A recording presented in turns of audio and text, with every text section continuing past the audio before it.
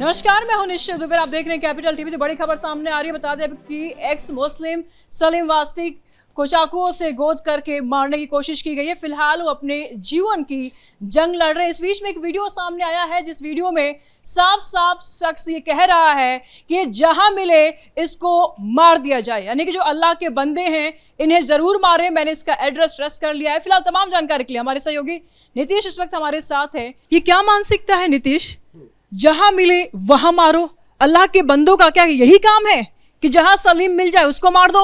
जी देखिए, ये सबसे पहले मैं आपको बताना चाहूंगा कि सलीम वास्तिक जी से मेरा पर्सनल परिचय भी था और वो बहुत अच्छे व्यक्ति थे। और अभी तो हालांकि वो वेंटिलेटर पे है, जहां तक हमारे पास वहां से लगातार खबरें आ रही हैं। मुझे बताया जा रहा है कि उनकी स्थिति कैसी है, नाजुक हाल, ऑपरेशन हो चुका है उनका। बताया जा रहा है कि वो बच सकते हैं, लेकिन क्रिटिकल सिचुएशन बहुत ज्यादा है। सबसे पहले जो उनके चाहने वाले हैं उनको ये अपडेट दे दिया जाए। दूसरी चीज कि ये जो व्यक्ति है, इसने एक वो जहर वाली जो सोच होती है, जो कि हमने उदयपुर में भी देखी थी कि कैसे कन्हैया लाल के साथ एक वो जो बुचर सोच होती है कि मार दो, ये कर दो, उस प्रकार की सोच इस व्यक्ति ने भी सलीम वास्तिक के साथ दिखाने का प्रयास किया। अब आप देखिए, सलीम वास्तिक से इसकी दुश्मनी किस बात की थी। सलीम वास्तिक एक ऐसे व्यक्ति हैं जो कि एक्स मुस्लिम है। उन्होंने अपने धर्म को अब त्याग दिया है और वो इन्हीं लोगों के खिलाफ लड़ते हैं। इसी प्रकार के व्यक्तियों के खिलाफ उनकी लड़ाई रहती है कि जो भी व्यक्ति इस्लाम को गलत तरीके से प्रेजेंट करेगा, मैं उसको ठीक करता रहूंगा और मैं इस्लाम के असली मायने समझाऊंगा। सलीम वास्तिक शुरुआत से ऐसा करते रहे हैं। इसी चीज को लेकर के जब वो कुछ कड़वे बोल देते हैं, जब वो कुरान की कुछ हकीकत दुनिया के सामने रख देते हैं, तो ऐसे कुछ कट्टरपंथी लोग जिन्हें हम जिहादी कहते हैं, वो सलीम वास्तिक के खिलाफ आ जाते हैं। और तार्किक वे में अगर हम फैक्चुअल वे की बात करें, तो ऐसे व्यक्ति कभी भी सलीम वास्तिक जैसे लोगों के साथ बहस नहीं कर सकते हैं, फैक्ट्स के साथ बातचीत नहीं कर सकते हैं। इनको केवल और केवल एक ही कार्य आता है कि हथियार उठा लो और व्यक्तियों को परेशान करते चलो, उनको मारते चलो, काटते चलो। इस प्रकार के हरकतें इनके द्वारा की जाती है। यही सलीम वास्तिक, मैं आपको बताता हूं, उनका शुरुआत से ही रहा था कि अरे मुसलमानों के बच्चों को पढ़ाओ, उनके हाथ में पत्थर मत थमाओ, उनके हाथ में हथियार मत थमाओ, उनको किताबें दो, उनको कलम दो। और वो जो व्यक्ति किताब कलम की बात करता था, उसके सर को कलम करने की बात ऐसे लोग करते थे। अब इसने किया क्या है, मैं आपको बताता हूं। इसने किया है कि सबसे पहले इसने सलीम वास्तिक का एड्रेस निकाला। सलीम वास्तिक का एड्रेस निकाल करके ये एक वीडियो बनाता है जिसमें ये कहता है कि मैं सलीम वास्तिक का एड्रेस निकाल रहा हूं, और जैसे ही मेरे पास वो एड्रेस आ जाएगा, मैं सलीम वास्तिक को चेतावनी देता हूं, या तो वो माफी मांग ले और अपने कदमों को पीछे कर ले, और या नहीं तो हम उसके खिलाफ एक जंग की शुरुआत करेंगे, जो इनका सो कॉल्ड जंग होता है। उसके बाद जब सलीम वास्तिक की तरफ से कोई रिटेलिएशन नहीं आया होगा, तो फिर ये एक और वीडियो अपलोड करता है और उसमें ये सलीम वास्तिक जी का जो निजी एड्रेस था उसको वो दुनिया के सामने रख देता है और बोलता है कि जो भी सच्चा इस्लामिक व्यक्ति होगा, जो सच्चा मुसलमान होगा, वो सलीम वास्तिक के खिलाफ हथियार उठाएगा। और उसके बाद से ही कल शाम के समय, कल सुबह के समय जब ये खबर आई हमारे पास कि उनके ऊपर हमला होता है, ये चीजें बताती है कि ऐसे कट्टरपंथी सोच के व्यक्ति प्रदेश के अंदर जो पल रहे हैं, उनका इलाज होना चाहिए। और सलीम वास्तिक जैसे जो लोग हकीकत में इस्लाम के मायने समझाते हैं, उनके खिलाफ इस प्रकार के कृत्य नहीं होने चाहिए। जी बिल्कुल। ऐसे में सवाल ये भी उठ रहा है कि देखिए, योगी सरकार के बीच में बड़े से बड़े अपराधी या तो यूपी छोड़ बैठे या फिर अपने अपराध को छोड़ बैठे, लेकिन ऐसी मानसिकता वाली जो लोग हैं, इनको किसका समर्थन मिल रहा है? ये कैसे पनप रहे हैं? देखिए, इनको समर्थन कहने के लिए अगर आप इनसे पूछेगा कि आपको किसका समर्थन है, तो ये चिल्ला करके बोल देते हैं कि हमें खुदा का समर्थन है। लेकिन हकीकत में ये बात खुदा भी जानता है, ये बात अल्लाह भी जानते हैं कि हम ऐसे लोगों के साथ नहीं है। जो व्यक्ति किसी, ये तो कुरानों में भी लिखा हुआ है, हर चीज में लिखा हुआ है, हर जगह पे ये चीज लिखी हुई है कि किसी के खिलाफ अगर आप जुल्म करते हैं किसी के ऊपर, तो आप बहुत अच्छे व्यक्ति नहीं है।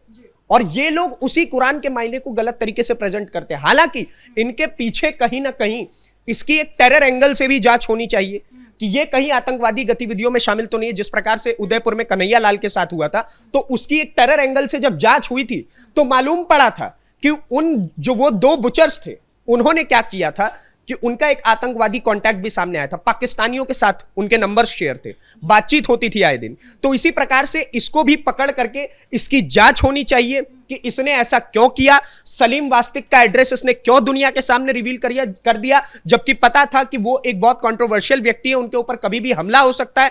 और सवाल उठता है प्रदेश के जो पुलिस प्रशासन है, गाजियाबाद की पुलिस प्रशासन है, उन पर भी सवाल उठता है कि इतना समय हो चुका है, अब तक कोई गिरफ्तारी सामने नहीं आई है, अभी तक सलीम वास्तिक को लेकर के कोई बड़ी अपडेट सामने नहीं आई है। और इस व्यक्ति को तो कम से कम गिरफ्तार करना चाहिए। आप बोल रहे हैं कि हेलमेट पहन रखा था इसलिए हम अपराधियों को नहीं पहचान पा रहे हैं, लेकिन ये इसने थोड़ी हेलमेट पहन रखा है, इसने तो साफ साफ वीडियो बनाई है। और इसकी आंखें देखिए कितने क्रोध से देख रहा है, ऐसा लग रहा है सलीम वास्तिक जी को पता नहीं ये खा जाएगा उठ करके। और ये इनकी सोच होती है।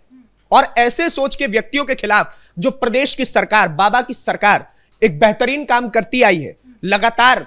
सबसे पहले तो इनको वो एनकाउंटर, उसके बाद बुलडोजर की कार्रवाई, तो जो भी लीगल वे में हो सकता हो वो सब इनके साथ करना जरूरी है, वरना ये लोग आज सलीम वास्तिक के लिए खतरा थे, कल को आप सही के लिए आवाज उठा रही है, आपके लिए खतरा हो जाएंगे। और कल को ये किसी भी व्यक्ति के लिए खतरा हो सकता है। अगर इस प्रकार के इस प्रवृत्ति के व्यक्ति समाज में खुलेआम घूम रहे हैं तो ये इंसान कम और जानवर ज्यादा नजर आते हैं। जी, आगे क्या कुछ कार्रवाई हो सकती है इनको लेकर के?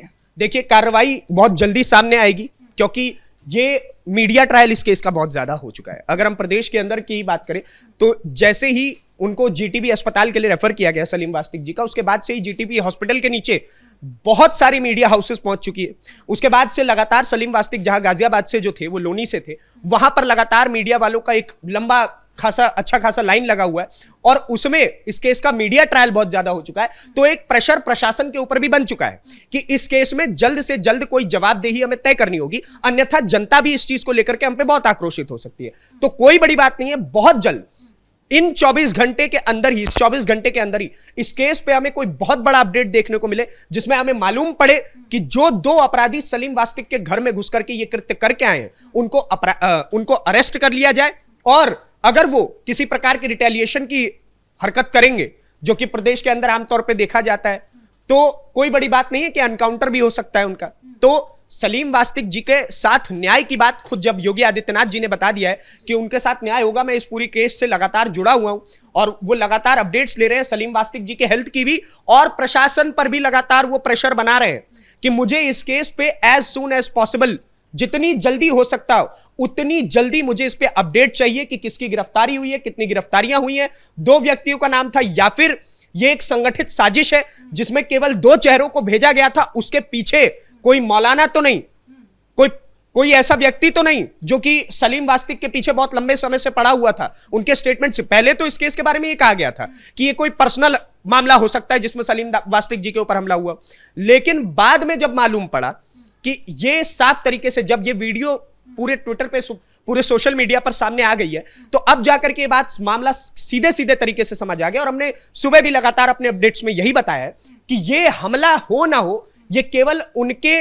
जो सोच है, उनकी विचारधारा है, उसके ऊपर हमला करने का प्रयास किया गया था, जिससे कि सलीम वास्तिक जी को शांत कर दिया जाए। लेकिन वो बच गए हैं और आने वाले समय में हो सकता है वो इससे भी एग्रेसिवली इनके सामने आए। अभी उनके हेल्थ के अच्छे कामना करनी चाहिए। उनके लगातार जो व्यूअर्स हमारे तक पहुंच रहे हैं, उनको भी हम बोलना चाहेंगे कि आप अपने तरीके से उनके लिए हेल्थ की कामना कीजिए। जी, इस तरीके का वीडियो जारी कर रहे हैं ये, ऐसे में ये अपने समाज के लोगों को क्या कुछ संदेश दे रहे हैं? ये समाज के लोगों को संदेश नहीं दे रहे हैं, ये समाज को बर्बाद करने का काम करते हैं। ऐसे लोग, यही लोग हैं जो लगातार नारे लगाने के बाद, गुस्ताखे रसूल के नारे लगाने के बाद, हकीकत में रसूल की गुस्ताखी ये खुद कर देते हैं। आप इस बात को समझिए कि जो रसूल, जो पैगंबर साहब, जिन्होंने ये बात कही कि आप अन्याय मत कीजिए, आप किसी के ऊपर दबाव मत बनाइए, आप किसी के ऊपर हमला मत कीजिए, प्रथम आप किसी को परेशान मत करिए, और आप खुद ही रसूल का नाम लेकर के ये कृत्य करेंगे, तो आप समाज के लिए तो है ही बेकार, आप अपने मजहब के लिए भी बेकार हो जाएंगे।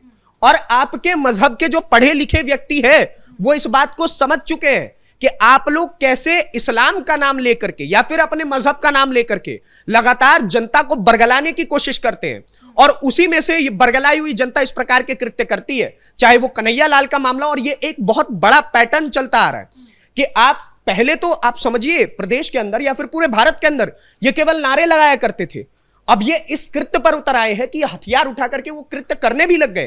तो ये सच में बेहद सोचने वाली बात है, बेहद गंभीर बात है कि इसके ऊपर प्रदेश की सरकारों को और पूरे देश की सरकार को सोचना चाहिए कि अगर ऐसे लोग खुले में समाज के अंदर घूम रहे हैं तो ये आपके लिए, हमारे लिए, किसी के लिए भी खतरा हो सकते हैं कि आपने अपनी एक कोई छोटी सी विचार प्रकट कर दिया, आपको कोई समस्या है। अब भाई लोकतांत्रिक देश है, कोई भी कहीं भी अपनी बात को रख सकता है, किसी भी प्रकार की बात को रख सकता है। तो भाई आप जाकर के कुछ भी बोलेंगे और उसके बाद अगर ऐसे लोग समाज में घूम रहे हैं और ये हम पर हमला कर दे, आप पर हमला कर दे, तो इसकी जवाबदेही कौन तय करेगा? और इसलिए मुझे लगता है कि इस बार प्रदेश की सरकार इस व्यक्ति के ऊपर और ये जो इस केस में जितने भी लोग जुड़े हुए हैं सबके ऊपर एक बहुत स्ट्रिक्ट एक्शन लेने वाली है, जिससे कि प्रदेश की सरकार, खुद योगी आदित्यनाथ जी, वो बताना चाहेंगे कि देखो अगर मेरे प्रदेश के अंदर इस प्रकार का कृत्य किया तो हिसाब टाइम टू टाइम बराबर कर दिया जाएगा। जो वो बात कही जाती है ना कि अगले चौराहे पे यमराज मिलेगा, जो बाबा ने अपने भाषणों में लगातार कहा है, तो वो चीज देखने को मिल जाएगी। बहुत शुक्रिया नीतीश, तमाम जानकारियों के लिए। ऐसे शख्स समाज में एक बहुत बड़े खतरा के रूप में देखे जा रहे हैं, इस बीच में इनके ऊपर सख्त से सख्त कार्रवाई भी होगी। सीएम योगी आदित्यनाथ ने भी इस बात को लेकर कह दिया है कि बख्शे तो बिल्कुल भी नहीं जाएंगे। फिलहाल कैमरा पर्सन राजकुमार के साथ मैं निशु दुबे, कैपिटल टीवी उत्तर प्रदेश।